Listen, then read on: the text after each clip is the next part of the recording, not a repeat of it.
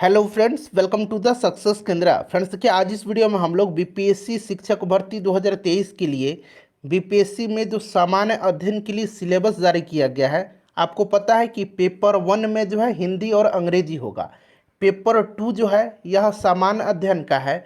और बीपीएससी ने जो नोटिफिकेशन टीचर वैकेंसी 2023 के लिए जारी किया है उसमें स्पष्ट शब्द में कहा है कि प्रश्न जो होंगे ये एससीईआरटी से होंगे। तो आज इस वीडियो में हम लोग देखिए एससीईआरटी और एनसीईआरटी बुक से ये जो प्रश्न लिए गए हैं इनको हम कवर करेंगे। प्रैक्टिस सेट नंबर यह 2 है। कल मैंने आपको सेट नंबर 1 को कवर कराया हुआ था। जिन लोगों ने सेट नंबर 1 को देखा होगा उनको आइडिया होगा कि प्रश्न जो हैं कितने बेहतरीन हैं, कितने स्टैंडर्ड लेवल के हैं।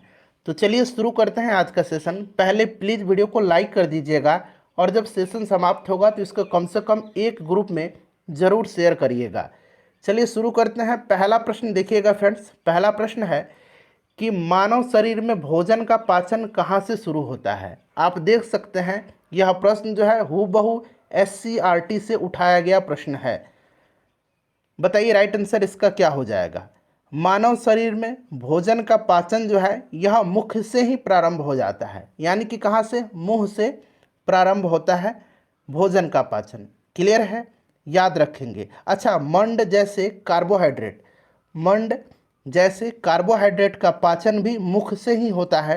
अगर प्रश्न पूछा जाए कि मंड या कार्बोहाइड्रेट का पाचन कहाँ से प्रारंभ होता है तो याद रखेंगे कहाँ से होता है, मुंह से होता है। क्लियर है। प्रोटीन का पाचन कहाँ प्रारंभ होता है तो प्रोटीन का पाचन जो है यह प्रारंभ होता है अमाशय में। ठीक है, अमाशय में प्रोटीन का पाचन शुरू होता है। अच्छा ध्यान देंगे, देखिए भोजन का अंतर्ग्रहण मुख के द्वारा होता है। प्रश्न पूछा जाता है कि भोजन का अंतर्ग्रहण किसके द्वारा होता है तो भोजन का अंतर्ग्रहण मुख के द्वारा होता है। क्लियर है।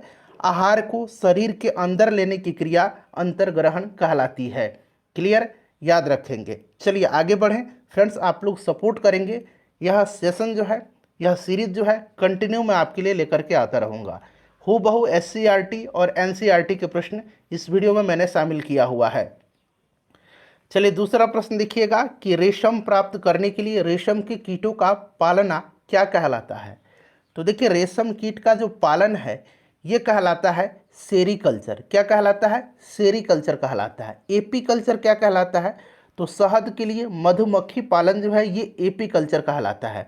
वर्मी कल्चर तो जो केचुआ का पालन होता है उसको वर्मी कल्चर कहा जाता है।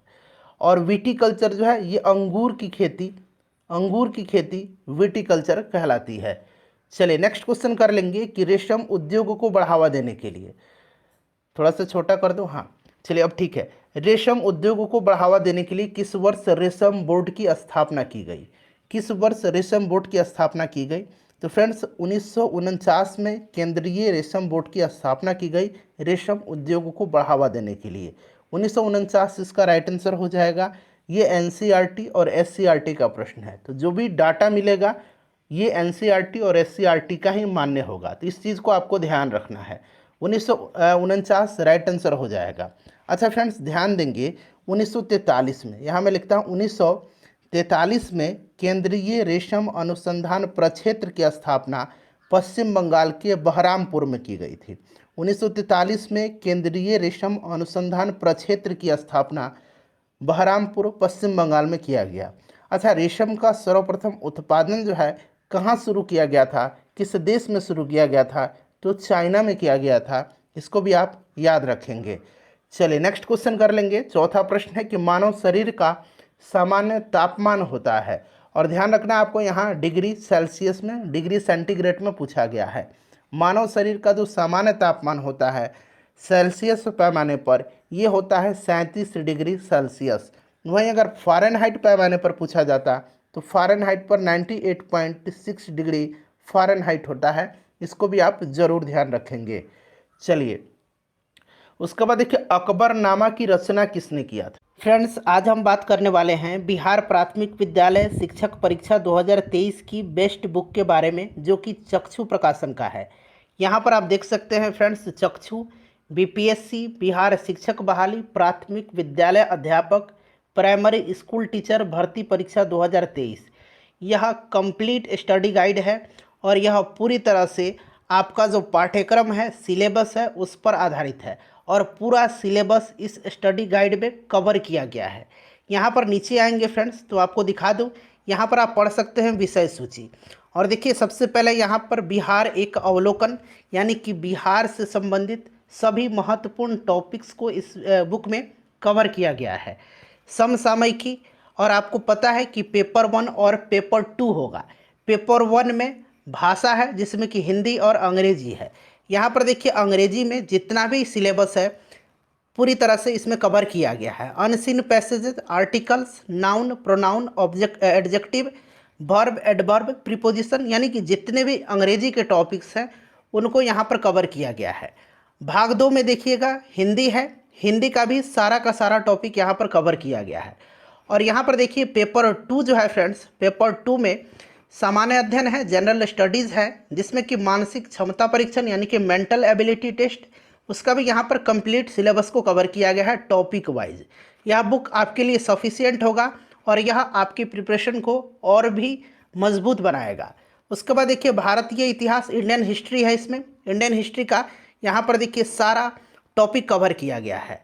उसके बाद यहाँ पर देखिए भारतीय राष्ट्रीय आंदोलन, इंडियन नेशनल मूवमेंट का भी सारा टॉपिक इसमें कवर किया गया है जो सिलेबस में है। भारत का भूगोल, विश्व का भूगोल, भारतीय अर्थव्यवस्था, साथ ही साथ देखिए भारतीय संविधान एवं लोक प्रशासन के भी सारे टॉपिक्स इसमें कवर किए गए हैं। विज्ञान में देखिएगा प्रारंभिक भौतिक विज्ञान, एलिमेंट्री फिजिक्स, साथ ही साथ यहाँ पर देखिए प्रारंभिक जीव विज्ञान, प्रारंभिक रसायन विज्ञान, एलिमेंट्री केमिस्ट्री और प्रारंभिक गणित यानी कि एलिमेंट्री मैथमेटिक्स के सारे टॉपिक्स जो हैं इसमें कवर किए गए हैं।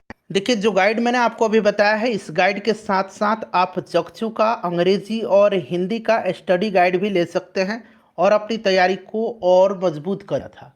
अकबरनामा पूछा गया है। अकबरनामा की रचना जो है अबुल फजल ने किया है। अच्छा, एक है बाबरनामा। बाबरनामा ये बाबर की आत्मकथा है। बाबर ने स्वयं इसको तुर्की भाषा में लिखा था। किस भाषा में? तुर्की भाषा में, जिसका बाद में फारसी में अनुवाद किसने किया था? तो अब्दुल रहीम खाना ने किया था। ये सारे पॉइंट्स आपको ध्यान रखना होगा। चलिए नेक्स्ट क्वेश्चन करेंगे कि 1857 की क्रांति के समय इंग्लैंड के प्रधानमंत्री कौन था? 1857 से प्रश्न जो है फ्रिक्वेंटली पूछे जाते हैं। और देखिए भारतीय स्वतंत्रता आंदोलन से प्रश्न सिलेबस में दिया गया है कि पूछा जाएगा। और आज से मैं आपको स्टार्ट करवा रहा हूँ लूसेंट का जितने भी ऑब्जेक्टिव प्रश्न हैं उनको। आज मैं आपको गांधी युग वाला जितने भी प्रश्न हैं उनको कवर करवाऊंगा। तो चैनल से जुड़िए, चैनल को सब्सक्राइब करिए और बेल आइकन को ज़रूर दबा लीजिएगा ताकि जब भी बिहार शिक्षक भर्ती से संबंधित कोई भी इम्पोर्टेंट वीडियो अपलोड किया जाए तो उसका नोटिफिकेशन सबसे पहले आपके पास पहुंच जाए। देखिए 1857 की क्रांति के समय अगर वायसराय पूछा जाए कि कौन था तो वायसराय तो लॉर्ड कैनिंग था, ये आपको याद होगा। इंग्लैंड के प्रधानमंत्री उस समय कौन था? तो पार्मस्टेन था। Option number C right answer हो जाएगा। अच्छा, स्वतंत्रता के समय, भारत की स्वतंत्रता के समय ब्रिटेन का प्रधानमंत्री कौन था ये पूछा जाएगा तो क्लीमेंट एटली थे। कौन थे? क्लीमेंट एटली थे। अच्छा, जब दूसरा विश्व युद्ध हो रहा था उस समय ब्रिटेन के प्रधानमंत्री कौन थे ये भी प्रश्न पूछा जा सकता है। तो विंस्टन चर्चिल थे। कौन थे? विंस्टन चर्चिल दूसरे विश्व युद्ध के समय ब्रिटेन के, इंग्लैंड के प्रधानमंत्री थे। चलिए उसके बाद देखिएगा कि तीनों गोलमेज सम्मेलनों में भाग लेने वाले भारतीय कौन थे? बताइए। तो आपको तो पता होगा कि बाबा साहब अम्बेडकर ने तीनों गोलमेज सम्मेलनों में हिस्सा लिया था, लेकिन आपको तेज बहादुर सप्रू का भी नाम याद रखना है।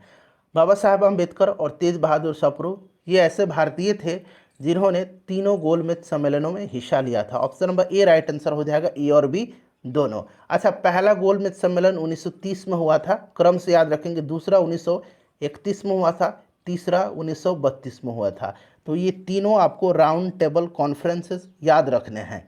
चलिए उसके बाद क्वेश्चन नंबर 8 है कि भारतीय संविधान द्वारा प्रदत्त मौलिक अधिकारों की संख्या कितनी है? मौलिक अधिकार यानी कि यहाँ पर फंडामेंटल, ठीक है, फंडामेंटल राइट्स की बात की जा रही है। किसकी? फंडामेंटल राइट्स की। और एक होता है फंडामेंटल ड्यूटीज़ जिसको कि मौलिक कर्तव्य कहते हैं। मौलिक कर्तव्य 11 है, इस चीज़ को ध्यान रखेंगे। यहाँ मौलिक अधिकार पूछा गया है। देखिए मौलिक अधिकार जो है ये अभी कितना है, तो अभी 6 है। ठीक है, ध्यान से सुनिएगा। अगर हम बात करें तो पहले क्या था, तो मूल रूप से संविधान के भाग 3 में जो है मूल रूप से 7 मौलिक अधिकार थे, लेकिन संपत्ति के अधिकार को 44वां जो संविधान संशोधन हुआ था इसके तहत हटा दिया गया था और इसको अनुच्छेद 301 के अंतर्गत रखा गया और कानूनी अधिकार के रूप में रखा गया। तो अब वर्तमान में 6 ही मौलिक अधिकार हैं, और ये कौन कौन से मौलिक अधिकार हैं तो ये भी आपको ध्यान रखना है। मैं बता रहा हूँ, ध्यान से सुनेंगे। पहला है समानता या समता का अधिकार, जो कि अनुच्छेद 14 से लेकर के 18 तक में है। दूसरा है स्वतंत्रता का अधिकार, जो कि 19 से लेकर के 22 तक है। तीसरा है शोषण के विरुद्ध अधिकार, जो कि अनुच्छेद 23 से 24 तक में है। चौथा है धार्मिक स्वतंत्रता का अधिकार, जो कि अनुच्छेद 25 से लेकर के 28 तक में है। उसके बाद संस्कृति एवं शिक्षा संबंधी अधिकार है, जो कि आर्टिकल 29-30 में है। और छठा जो है संवैधानिक उपचारों का अधिकार है, जो कि आर्टिकल 32 में है। और संवैधानिक उपचारों का जो अधिकार है, इसको बाबा साहब अम्बेडकर ने संविधान की आत्मा कहा है। तो इन सभी पॉइंट्स को याद रखेंगे। मौलिक अधिकार संविधान के भाग 3 में है, अनुच्छेद 12 से लेकर के 35 तक में, और इसे कहाँ से लिया गया है, तो यूएसए के संविधान से लिया गया है। चलिए, भूरी क्रांति का संबंध किससे है? भूरी क्रांति का संबंध जो है यह है उर्वरक उत्पादन से। अच्छा, बायोडीजल उत्पादन, पेट्रोलियम उत्पादन को बढ़ावा देने के लिए ये कौन सी क्रांति से संबंधित होगा, तो कृष्ण क्रांति से। कृष्ण क्रांति से मत्स्य उत्पादन ये नीली क्रांति होगा। ठीक है, और मसाला उत्पादन जो होगा ये बादामी क्रांति होगा। तो ये सभी याद रखेंगे। खाद्यान्न उत्पादन हरित क्रांति होगा। ठीक है, चलिए नेक्स्ट क्वेश्चन करेंगे कि चंदावर का युद्ध कब हुआ था। चंदावर का युद्ध जो है यह हुआ था किसके और किसके बीच में, तो याद रखेंगे चंदावर का युद्ध मोहम्मद गोरी और जयचंद के मध्य हुआ था। मोहम्मद गोरी और जयचंद के मध्य हुआ था 1194 में। 1191 में तराइन का प्रथम युद्ध हुआ था मोहम्मद गोरी और पृथ्वीराज चौहान के बीच। दूसरा 1192 में भी तराइन का दूसरा युद्ध हुआ था। तो ये सभी पॉइंट्स आपको याद रखना है। विश्व बैंक के अध्यक्ष कौन है? मोस्ट इंपॉर्टेंट क्वेश्चन है, क्योंकि ये भारतीय मूल के बने हैं विश्व बैंक के नए अध्यक्ष। इनका नाम है अजय बंगा। इससे पहले डेविड मलपास थे, अब अजय बंगा बन गए हैं विश्व बैंक के नए अध्यक्ष। अच्छा, विश्व बैंक की अगर हम बात करें तो ध्यान से सुनेंगे। देखिए, विश्व बैंक की स्थापना जो है 1944 में। 1944 में इंटरनेशनल मॉनेटरी फंड, जिसको कि अंतर्राष्ट्रीय मुद्रा कोष कहा जाता है, 1944 में आईएमएफ के साथ मिलकर के पुनर्निर्माण और विकास के लिए अंतर्राष्ट्रीय बैंक आईबीआरडी, ठीक है, आईबीआरडी के रूप में जो है इसको स्थापित किया गया था। बाद में आईबीआरडी जो है विश्व बैंक बन गया। क्लियर, समझ में आ गया। हेडक्वार्टर वाशिंगटन डीसी में है। टोटल सदस्य देश इसमें 189 है। भारत भी इसका सदस्य है, याद रखेंगे। क्लियर है, चलिए आगे बढ़ें। नेक्स्ट क्वेश्चन कर लेंगे कि मिस वर्ल्ड पुरस्कार जीतने वाली प्रथम भारतीय महिला निम्न में से कौन है। देखिए, मिस वर्ल्ड पूछा गया और एक होता है मिस यूनिवर्स। ठीक है, मिस यूनिवर्स होता है और एक यहाँ पर मिस वर्ल्ड होता है। दोनों में कन्फ्यूजन नहीं रखना आपको। मिस वर्ल्ड का पुरस्कार जीतने वाली पहली भारतीय महिला। देखिए, टोटल अब तक कितनी भारतीय महिलाएं ये पुरस्कार जीत चुकी हैं, तो ध्यान रखेंगे टोटल भारतीय महिलाएं जो हैं ये 6 हैं जिन्होंने मिस वर्ल्ड का पुरस्कार जीता है। मिस वर्ल्ड का पुरस्कार टोटल कितने भारतीय महिलाएं ने जीता है, तो 6। ठीक है, और यहाँ पर पूछा गया है कि पहला भारतीय महिला कौन थी, तो फ्रेंड्स यह थी रीता फारिया। रीता फारिया 1966 में इन्होंने यह खिताब जीता था। उसके बाद उंगली पर काउंट करिए। रीता फारिया, ऐश्वर्या राय, डायना हेडन, युक्ता मुखी, प्रियंका चोपड़ा और मानुषी छिल्लर। ये 6 नाम आपको याद रखना है। अच्छा, मिस यूनिवर्स पूछेगा तो पहली भारतीय महिला कौन है जिन्होंने मिस यूनिवर्स का खिताब जीता, तो ये सुष्मिता सेन है। ठीक है, और मिस यूनिवर्स 3 भारतीय महिलाओं ने जीता है। एक तो सुष्मिता सेन जिन्होंने पहली बार जीता, उसके बाद लारा दत्ता और हरनाज संधू। ठीक है, चलिए आगे बढ़ेंगे अब कि कच्चे आम में कौन सा अम्ल पाया जाता है। जो कच्चा आम होता है उसमें कौन सा एसिड पाया जाता है, कौन सा अम्ल पाया जाता है। देखिए, कच्चे आम, इमली, यहाँ मैं लिखता हूँ इमली, अंगूर। ठीक है, कच्चे आम, इमली, अंगूर, इसमें पाया जाता है टार्टरिक एसिड। टार्टरिक अम्ल। अच्छा, सिट्रिक अम्ल किसमें पाया जाता है? तो जितने भी खट्टे जो फल हैं, नींबू, संतरा, इनमें होता है सिट्रिक एसिड। ऑक्जेलिक एसिड पाया जाता है टमाटर में और पालक में। पालक में पूछा जाएगा प्रश्न कि पालक में कौन सा अम्ल पाया जाता है, तो आपको याद रखना ऑक्जेलिक अम्ल। एसिटिक अम्ल जो पाया जाता है ये सिरका में पाया जाता है। ठीक है फ्रेंड्स, चलिए। और लैक्टिक एसिड जो है ये दूध दही में लैक्टिक अम्ल पाया जाता है। विश्व का सबसे ऊंचा ज्वालामुखी पर्वत कोटोपैक्सी किस देश में है? कोटोपैक्सी जो है इक्वाडोर में है। अच्छा, एक ज्वालामुखी और है, इसका नाम है ओजस डेल सलाडो। ओजस डेल सलाडो, बताएंगे ये कहाँ पर है? तो ये जो ज्वालामुखी है ओजस डेल सलाडो, फ्रेंड्स यह चिली और अर्जेंटीना की सीमा पर है। ठीक है, याद रखेंगे कोटोपैक्सी कहाँ पर है? तो कोटोपैक्सी इक्वाडोर में है और यह एंडीज पर्वतमाला में स्थित है। एंडीज पर्वतमाला में, याद रखना है। ठीक है, चलिए, ओजस डेल सलाडो कहाँ पर है? तो चिली और अर्जेंटीना की सीमा पर है। नेक्स्ट क्वेश्चन है कि परिपक्व होने पर अंडाशय, यहाँ अंडाशय हो गया है, इसको अंडाशय बनाइए। ठीक है, ये बोल करके टाइप किया गया है इसीलिए एरर हुआ है। परिपक्व होने पर अंडाशय विकसित हो जाता है। परिपक्व होने पर अंडाशय जो है यह विकसित हो जाता है फल में। किसमें? फल में। याद रखना, आपको इंपॉर्टेंट क्वेश्चन है, देख सकते हैं यह SCERT का जो है क्वेश्चन है, डायरेक्टली साइंस के बुक से उठा करके यहाँ पर मैंने पुट कर दिया है। अच्छा, बीजांड से क्या विकसित होता है? बीजांड से क्या विकसित होता है? तो बीजांड से बीज विकसित होता है। चलिए, अगला प्रश्न है, सेशन लंबा होगा लेकिन आपके लिए लाभप्रद होगा, पूरा सेशन देखिए। देखिए, सियाचिन ग्लेशियर पर सक्रिय रूप से तैनात होने वाली पहली भारतीय महिला, इसमें ऐड कर लीजिएगा, पहली भारतीय महिला सैन्य अधिकारी कौन बनी है? इनका नाम है कौन? तो ये शिवा चौहान बनी है। अच्छा, सियाचिन ग्लेशियर की बात करें तो याद रखना है आपको, सियाचिन ग्लेशियर हिमालय की पूर्वी काराकोरम पर्वतमाला में स्थित है। कहाँ पर?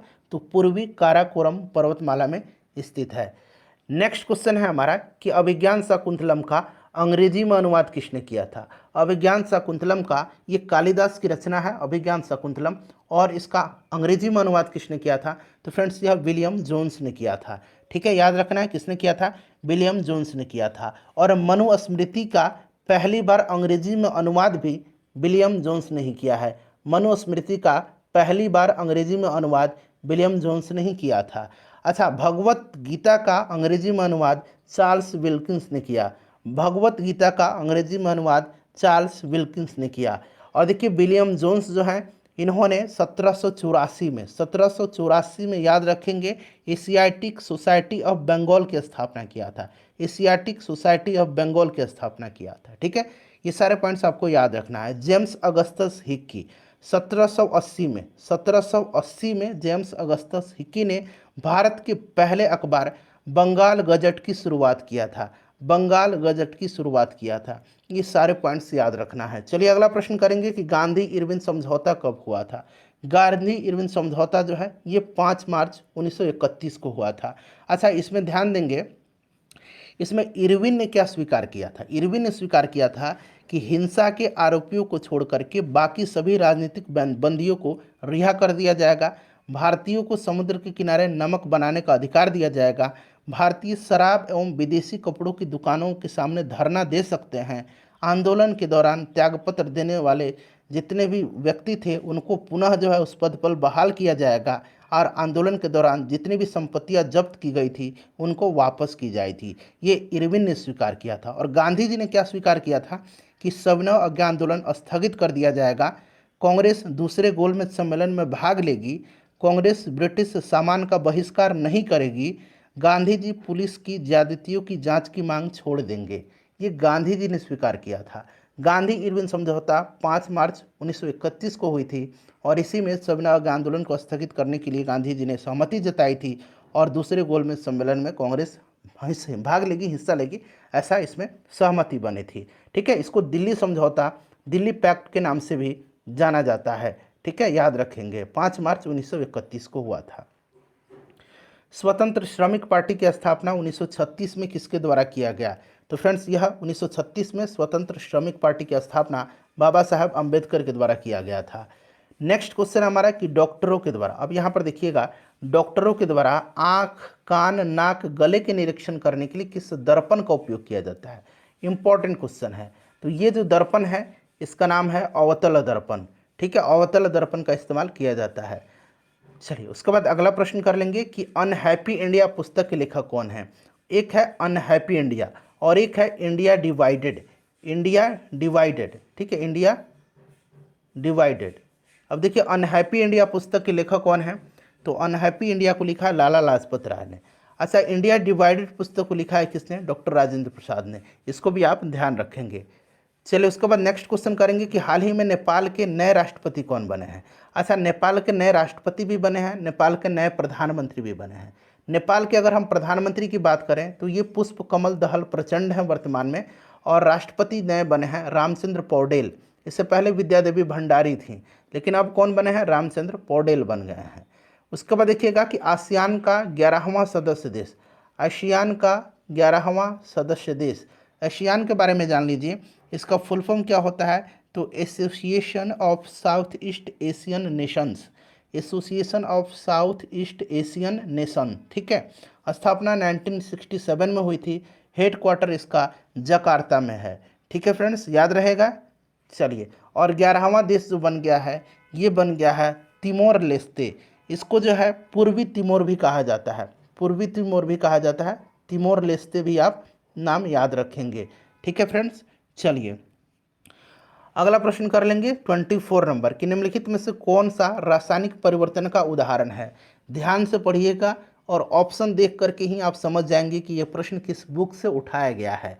देखिए रासायनिक परिवर्तन का उदाहरण जो है यहाँ पर देखिए क्या होगा, तो कोयले को पीस करके पाउडर बनाना ये नहीं है, कागज़ के बड़े टुकड़ों पर छोटे छोटे टुकड़ों में बांटना ये भी नहीं है, कागज़ का जलना, हाँ कागज़ का जलना रासायनिक परिवर्तन है, कांच की बोतल का टूटना ये भी रासायनिक परिवर्तन नहीं है। तो ऑप्शन नंबर सी रासायनिक परिवर्तन होगा कागज का जलना। चलिए उसके बाद नेक्स्ट क्वेश्चन है कि 2024 ओलंपिक खेलों की मेजबानी किसके द्वारा की जाएगी। अच्छा, अभी जो है 2020 में कहाँ, टोक्यो जापान में किया गया था। 2024 में कहाँ होगा, फ्रांस के पेरिस में। 2028 में कहाँ होगा, तो लॉस एंजलिस अमेरिका में, ठीक है। और 2032 में कहाँ पर होगा, 2032 में होगा ब्रिस्बेन ऑस्ट्रेलिया में। तो ये सारे पॉइंट्स आपको याद रखना है। चलिए उसके बाद देखिएगा कि राष्ट्रीय चावल अनुसंधान संस्थान कहाँ पर स्थित है, NRRI, राष्ट्रीय चावल अनुसंधान संस्थान जो है ये कटक में है। अच्छा, अंतर्राष्ट्रीय अगर पूछा जाए, अंतर्राष्ट्रीय चावल अनुसंधान संस्थान तो ये कहाँ पर है, ये मनीला में है, फिलीपींस के मनीला शहर में। नेक्स्ट क्वेश्चन है कि विश्व पर्यावरण दिवस किस तिथि को मनाया जाता है। VVI क्वेश्चन है। विश्व पर्यावरण दिवस प्रत्येक वर्ष 5 जून के दिन मनाया जाता है। 7 अप्रैल को विश्व स्वास्थ्य दिवस मनाया जाता है, विश्व स्वास्थ्य दिवस मनाया जाता है।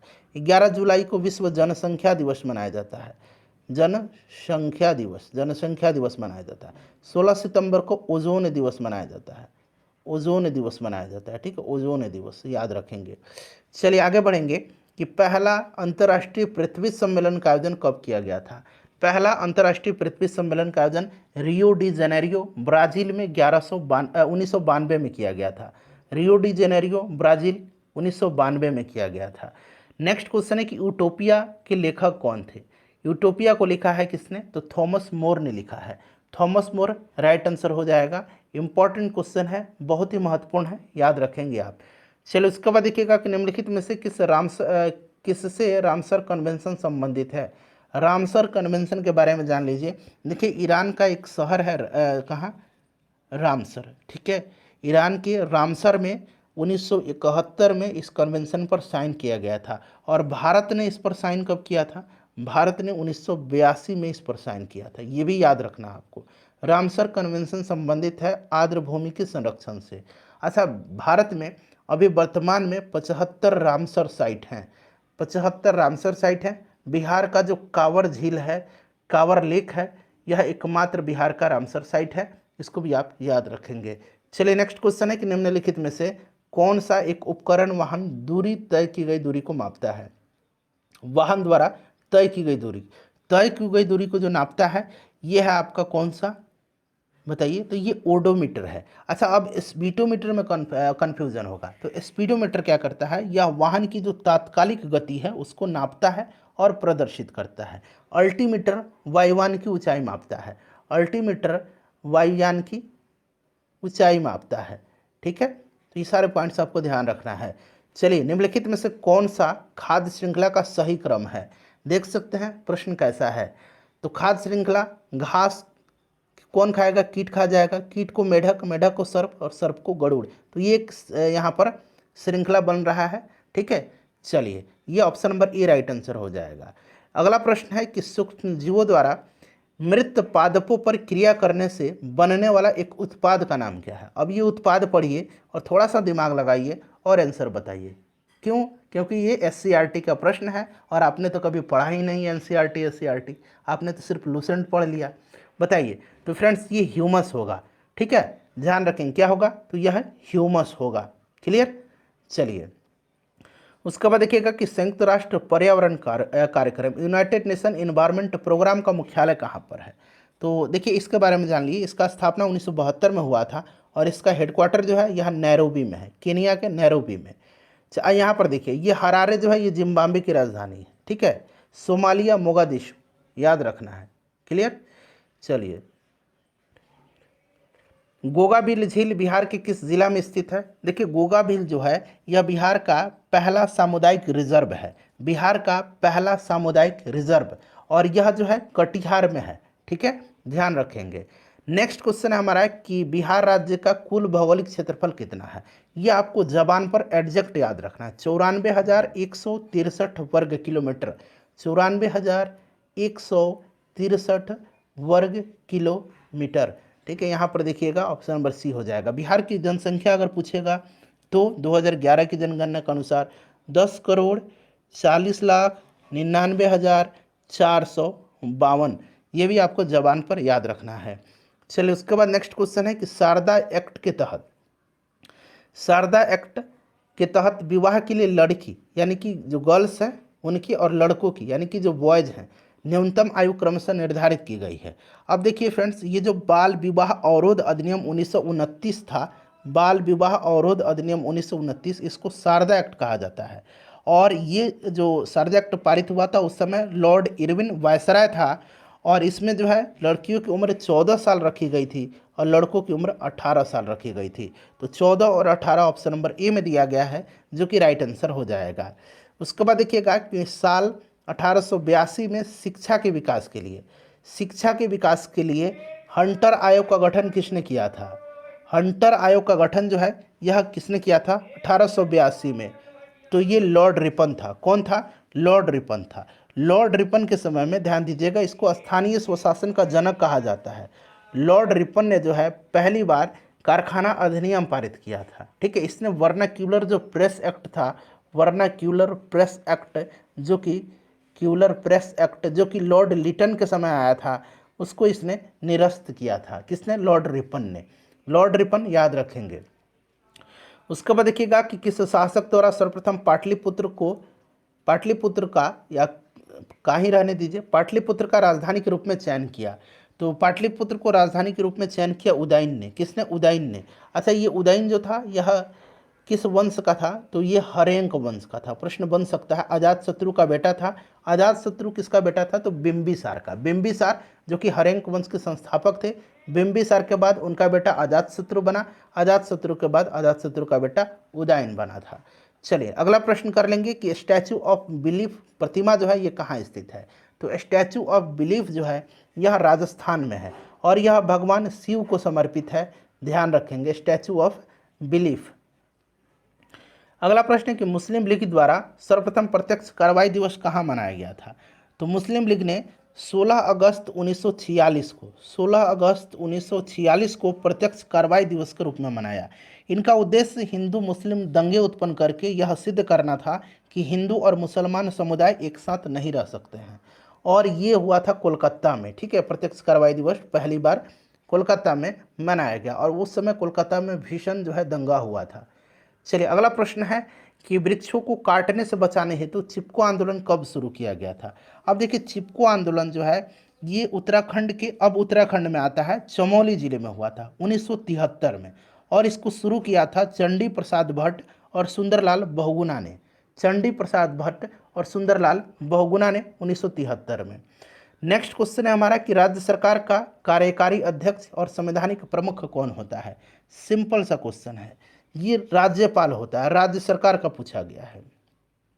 निम्नलिखित में से क्या आर्किमिडीज के सिद्धांत पर आधारित नहीं है? देखिए नहीं पूछा गया है, तो इसमें से हाइड्रोमीटर है, पनडुब्बी है, पनडुब्बी, ठीक है, पनडुब्बी याद रखेंगे, ये भी है। लैक्टोमीटर जो दूध की शुद्धता मापता है, ये भी है। ओडोमीटर नहीं है, तो ओडोमीटर इसका राइट आंसर हो जाएगा, ठीक है। वीवीआई प्रश्न है, याद रखना आपको।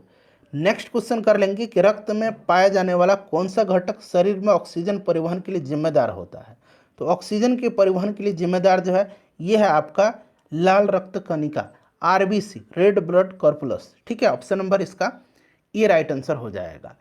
चलिए उसके बाद अगला प्रश्न करेंगे 46 नंबर कि भारतीय संविधान का कौन सा संविधान संशोधन लघु संविधान यानी कि मिनी कॉन्स्टिट्यूशन कहलाता है?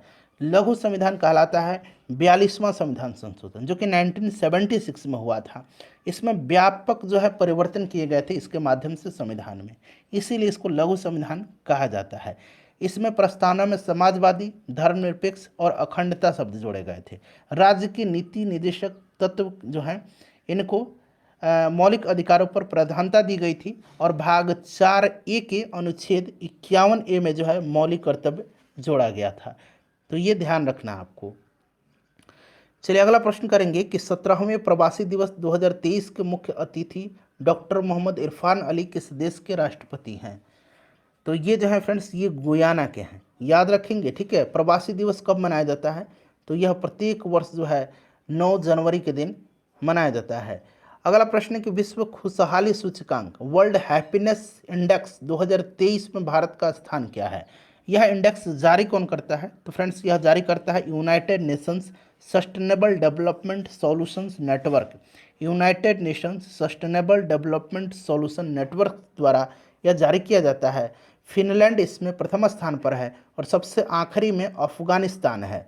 सबसे आखिरी में पूछा जाएगा तो अफगानिस्तान है, और पहले नंबर पर फिनलैंड है। फिनलैंड है, ठीक है, याद रखेंगे। भारत का स्थान 126वां है।